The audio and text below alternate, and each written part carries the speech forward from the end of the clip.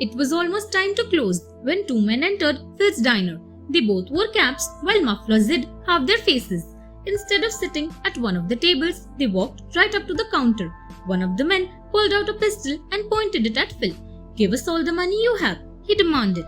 Phil immediately opened the cash box and started pulling out the cash. Unnoticed by them, Sally the waitress quietly slipped into the kitchen and called the police. However, she accidentally brushed against some boxes, which clattered to the ground. Hearing the noise, one of the armed thieves rushed there as well. However, Sally hid herself well, holding her breath and hoping that the police would arrive soon. Just then, the first thief called out, "Hey, we've got the cash. Let's get out of here." The two thieves rushed out straight into the waiting arms of the police.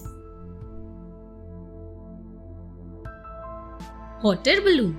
Tim loved to learn about how things worked. One day, Tim heard that some people were going to launch a hot air balloon from a nearby field. He begged and pleaded until his sister Fanny agreed to take him to watch. Early the next morning, he and Fanny went to the field. Soon, the balloon was filled with air and began to rise higher and higher. Suddenly, Fanny let out a cry of dismay. Tim had clung onto one of the anchoring ropes and was now dangling in midair. The crowd on the ground waved and gestured frantically, but the people in the balloon could not understand. When they finally realized what had happened, they pulled Tim up into the basket of the balloon. He was cold, bruised, and exhausted and apologized sincerely. So the engineer of the balloon promised to take him up on the next flight.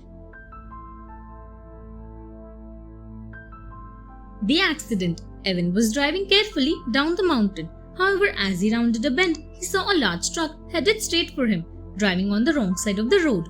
Evan swerved sharply, trying to avoid the truck. But the road was narrow and Evan's car went flying over the side of the mountain. Evan quickly undid his seatbelt and wrenched open his door. With one last prayer, he leapt out of the falling car. He grabbed wildly at the hillside as he fell and luckily got a hold on a stout, almost dead birch tree. For a moment, he just hung there, catching his breath. Far below, Evan heard the sickening crunch of his car hitting the rocks. Then he slowly and painfully pulled himself up to a safer perch on the tree that had saved his life. For above, a crowd had gathered. Soon people let down ropes to help him climb back up. They could hardly believe his miraculous escape. The bridge.